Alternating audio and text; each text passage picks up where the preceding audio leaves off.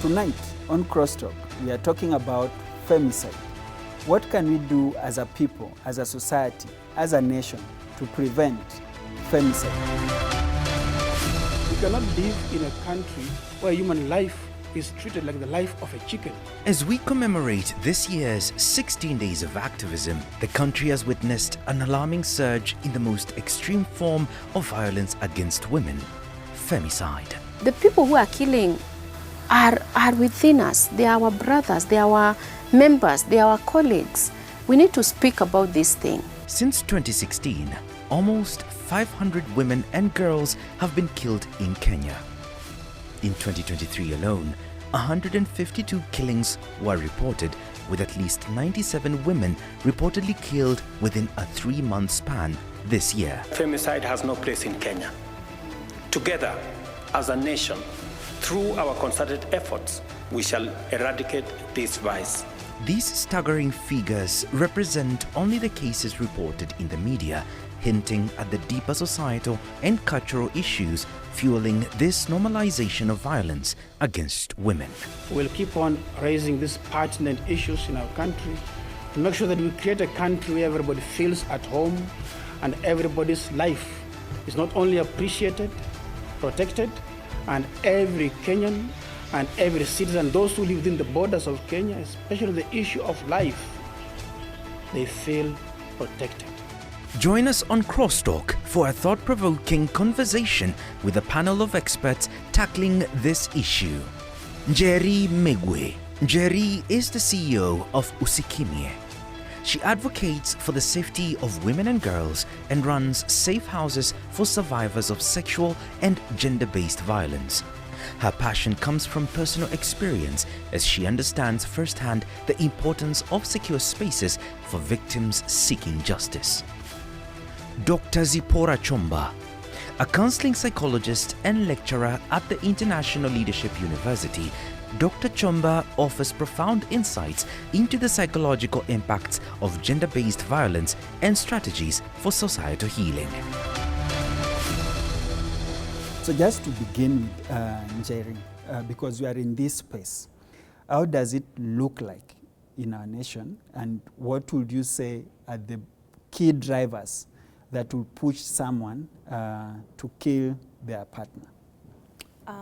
Let me correct. It's 97 women who were killed in the last 3 months, which means we're looking at a woman a day. Those are not the total number of women. On the last count, recorded cases, and a lot of cases still remain unreported.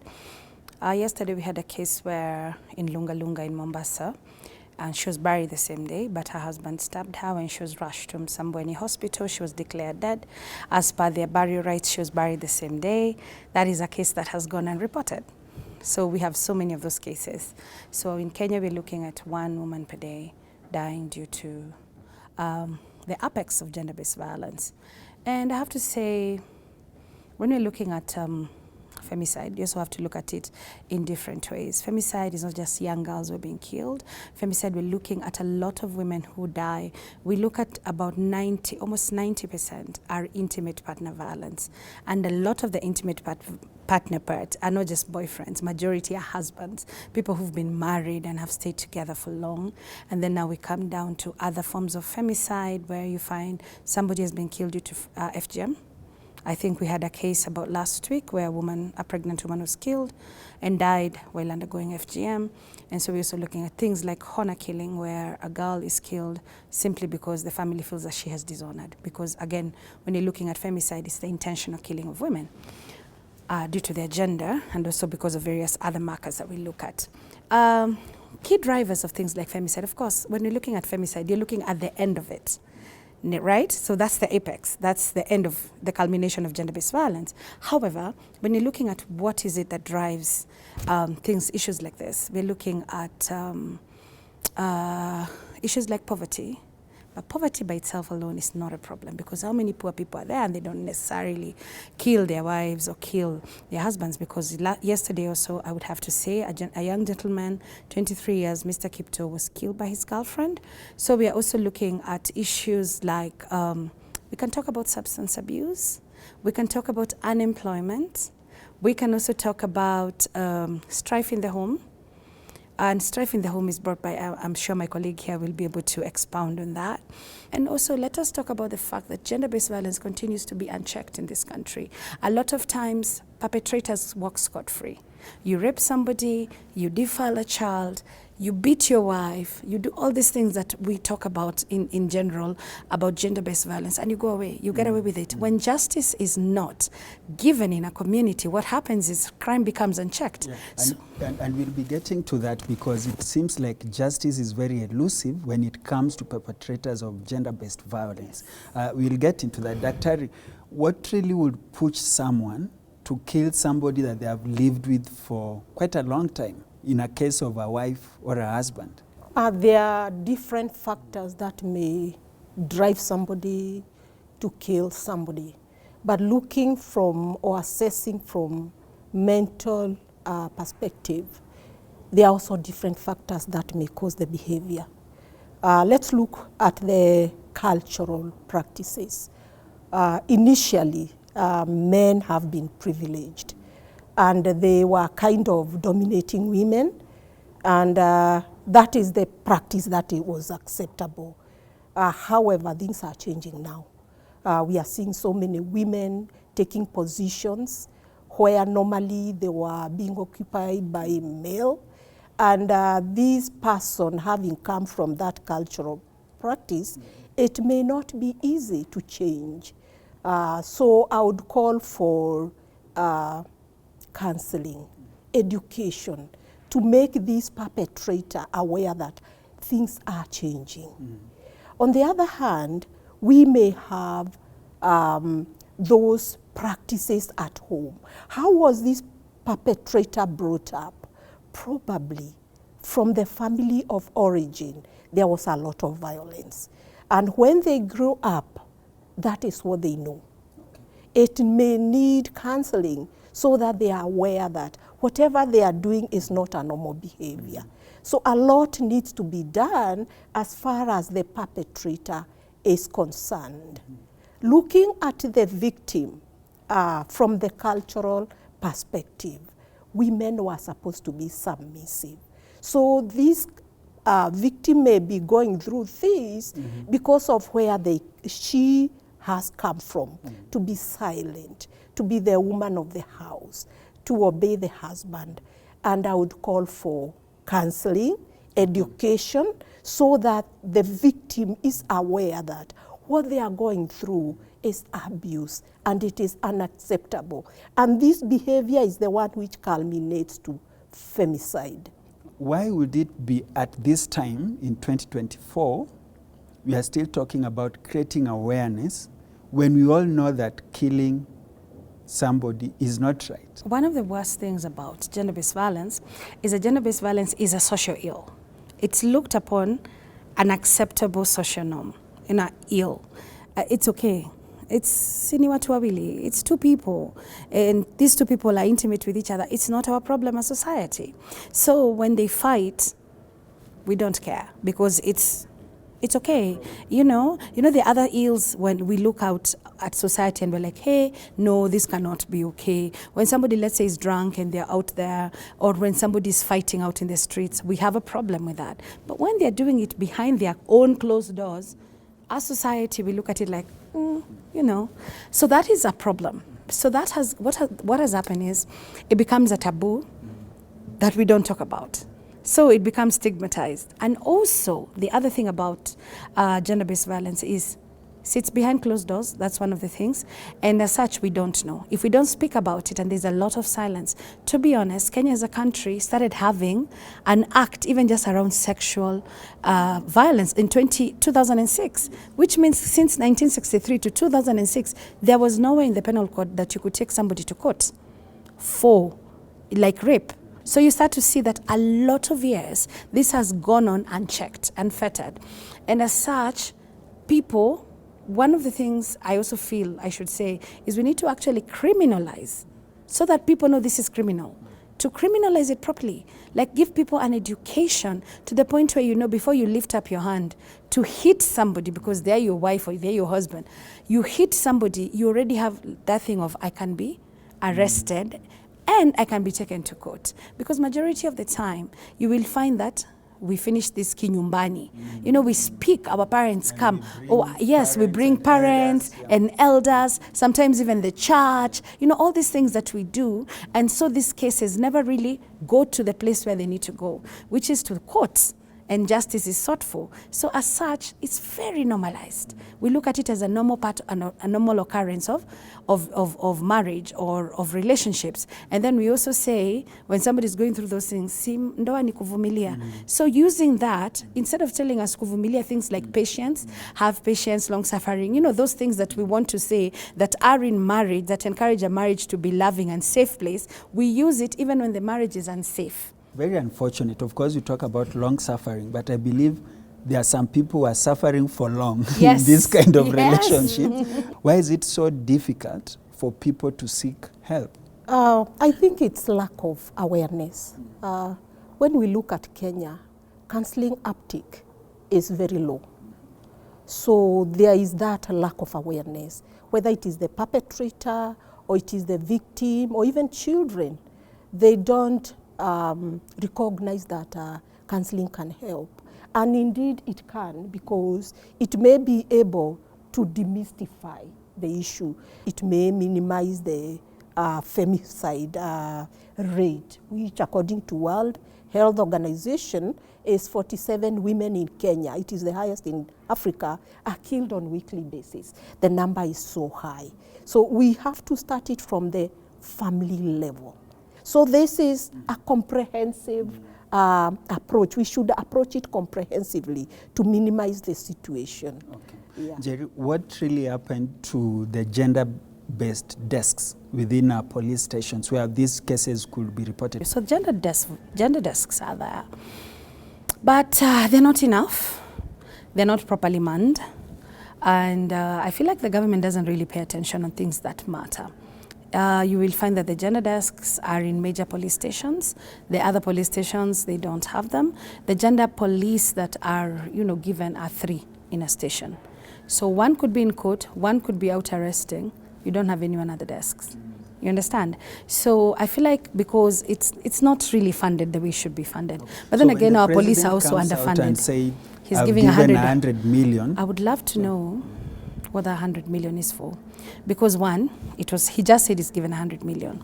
He didn't say where the 100 million is being assigned, what is the budget, and on what point, and on who is getting the 100 million. So maybe by the time the 100 million goes wherever it's supposed to go, unapata 10,000. So what does it help? We don't want you. The problem of throwing money at violence, it doesn't really change. That is just that's tokenism. That is not what is going to change. What I need the government to actually do, rather than throw for us money, is actively using a multi-sectoral approach, draw out an awareness campaign. And I will put an awareness campaign to the point when we were children, there was an awareness campaign for HIV, and it was big, and it was everywhere. And if I don't forget, even when the President Kibaki was there, he was also involved in the actual HIV campaign, and together with the First Lady at that time. We need that kind of awareness for GBV. We need it to be at the grassroots, at the village, at the barazas, in schools, in high schools, on TVs, everywhere. So, because most people will say, I didn't know it was a crime to beat my wife. I didn't know it was a crime. I thought I married her. I paid dowry so I can kill her. She's my property. I own her. So, you know, all those things, those to change cultural norms. We can't be coming and speaking about, Njeri alone can't do it. Dr. Zipporah can't do it. In as much as we're talking about mental health, how many people can afford the services of mental health? However, the government has the money, their time, their reach to reach every person in this country and make them aware. Because as you know, as people who really saw the advocacy of HIV, you become very aware that, oh, I don't want to do that because this is something about it still sticks in my mind to date. What if we did that for gender-based violence? How do we start to move from the point of throwing blame and saying he is wrong to creating that attitude change that we need? Mostly is to speak about it, especially victims, not to be silent. Okay. Share with somebody you trust. Tell them what is happening with you. There are those people who are very close to us, and sharing may bring out these issues. Another thing Asa had shared is seeking therapy. It's available at International Leadership University. We have Hope Counseling Center, and we provide services. There are others, other places. So it is to seek help in time, to understand, that is education, create awareness, to understand when the threat is there. Yeah, what are the symptoms, so that I can seek help before I reach that level. Yeah. We want to take a short break, but when we come back, we continue with our conversation. You can still be part of this conversation by sharing your feedback and comments on our SMS line 20316 or WhatsApp line 0786 316 316, and our guests will be in a position to respond to some of your feedback. We take a short break, we'll be right back. We are living in a lost and broken world, constantly bombarded by messages of hate and atrocities. But with God, we can overcome. Find hope and restoration on the go through life-changing shows on the Family Media app. And then you will lose yourself and gain the world. And Jesus said, what good is it?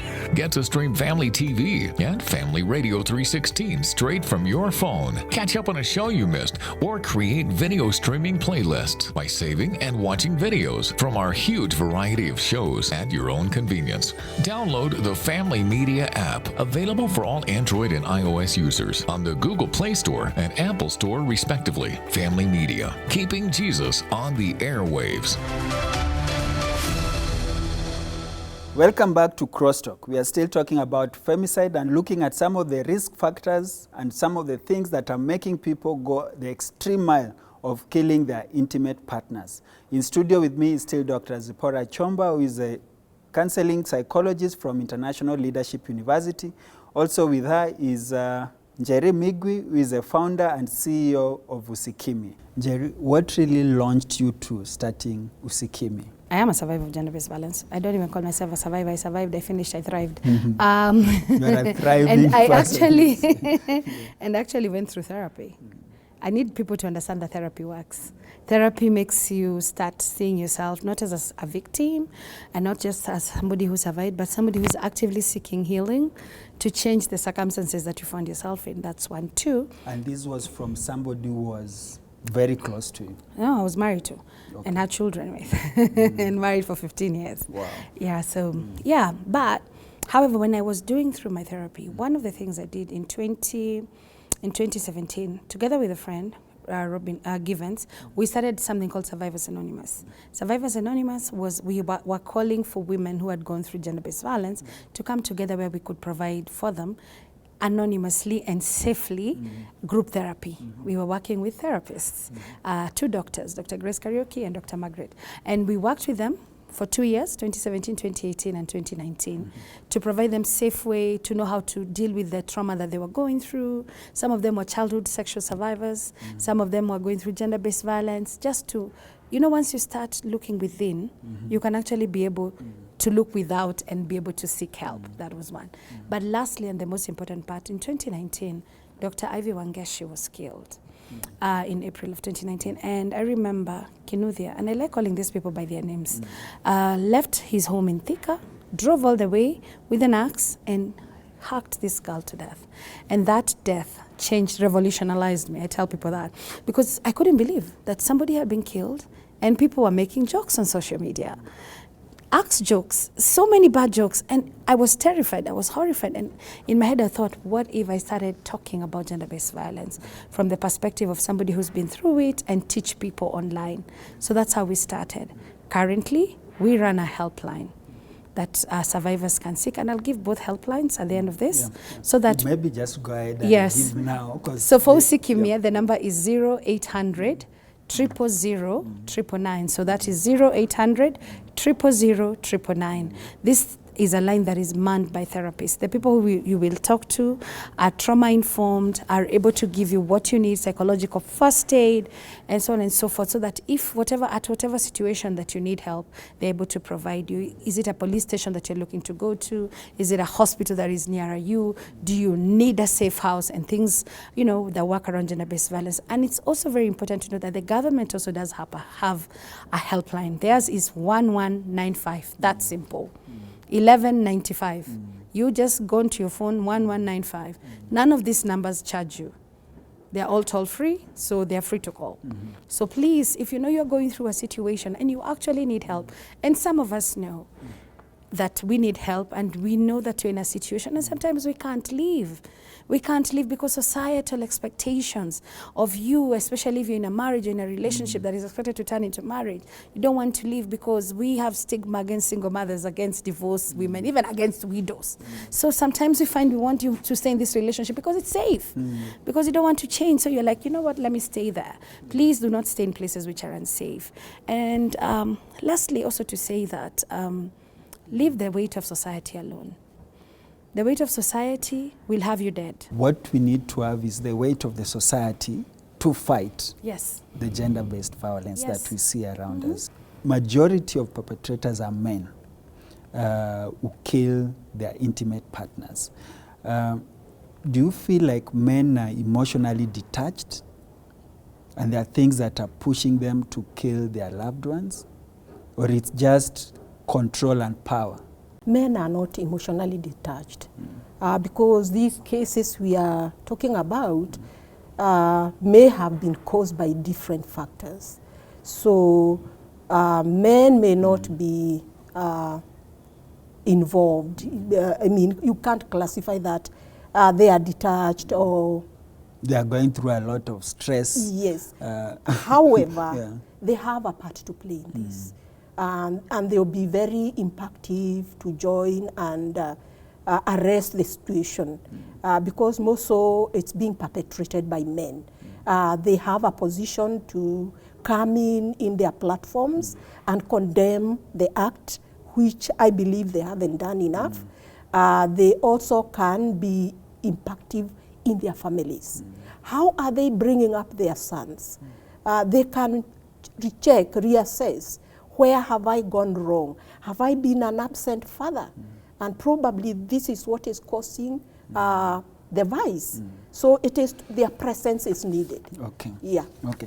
Njeri, as we are coming towards a close of this conversation, there are people who have called for femicide to be considered a national disaster. What will that achieve? I am one of those. Yes, I firmly believe that femicide is a national disaster. And it should be called so by the president. Because you name it, you tame it. That's very important. When you name something, you call what it is, you're able to tame it. Why is it important? One, by declaring it a national disaster, because it is a national disaster.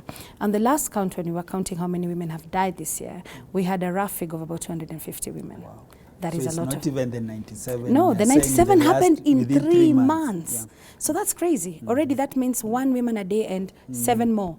And even by the time they finished saying 97 women, that week, 5 more women died. So it came to a total of about 103. So no. If it was a disease that was ravaging this country. Like COVID, for instance, a virus. Yes. And 1 person was dying a day. Do you know the kind of panic we would be in? We would be very panicked. We would be very worried. We would be, ultimately, we'd be like, we need to seek solutions. Why hasn't that been done? Right? Because it's women who are dying. We don't think see the normalization of the violence I was talking about. Because we've normalized it, we don't see it as a crisis. Yet this is a crisis. Because every time a woman dies, children are left motherless. And for example, these children are also left fatherless. You know, we need to look at it as a crisis from that angle. The woman dies, the children are left fatherless. One, because the father will run. If he's not arrested, he will run. So who is left watching over these children? And where is it, because we had mentioned it when we started the conversation, in terms of justice for the victims, where is it so elusive? what's wrong within the corridors of our justice? It's not just what is wrong within the corridors of our justice, it's also what is wrong with us as a society. I am a mother of a son, and my son kills his wife, for example.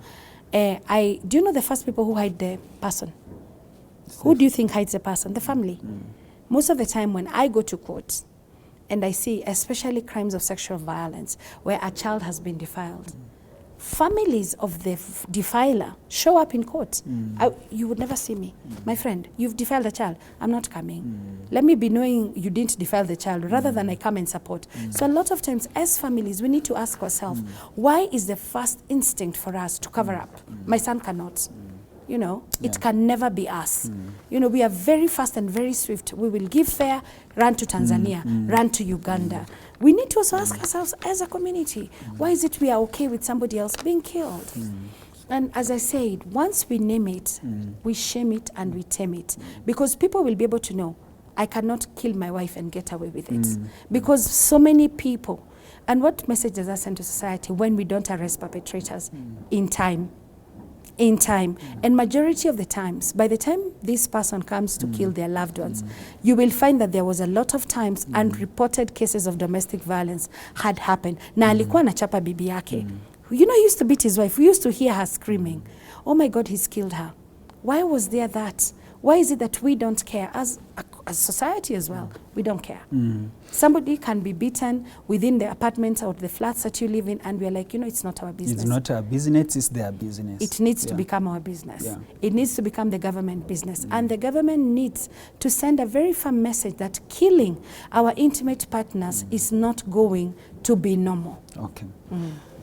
Lastly, Dr. in terms of generational trauma, I have seen my dad beat my mom, and I've grown with it as a child.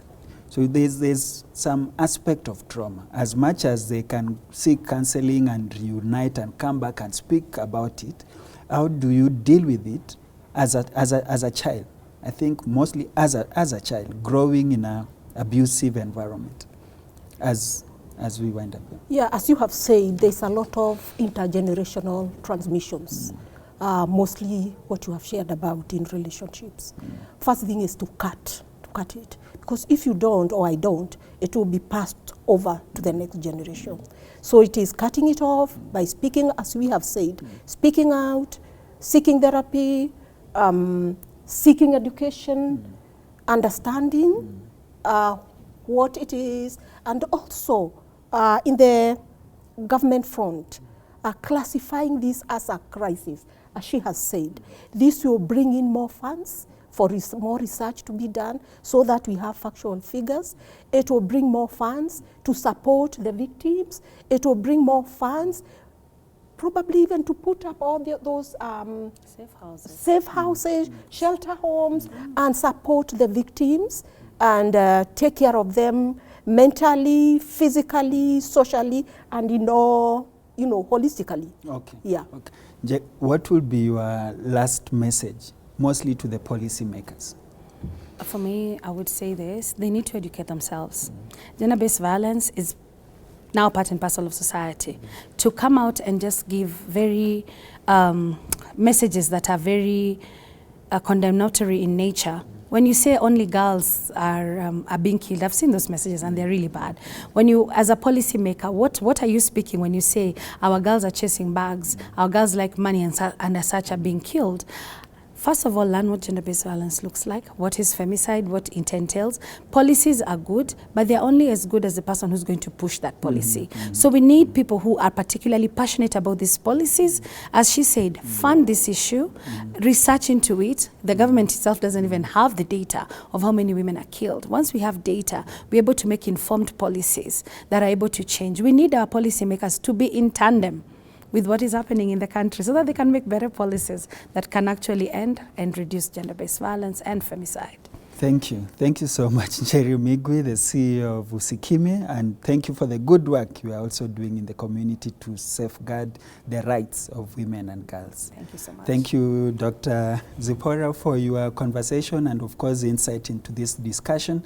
And we pray that families and people who are watching this conversation have picked something, because what I've picked myself from this conversation is to realize and recognize that this is a holistic approach to fighting gender-based violence. We should not just leave it for the women to come out on the streets and fight for it and create awareness. I think it's every other person, plus men included. We should not be the abusers and bystanders at the same time.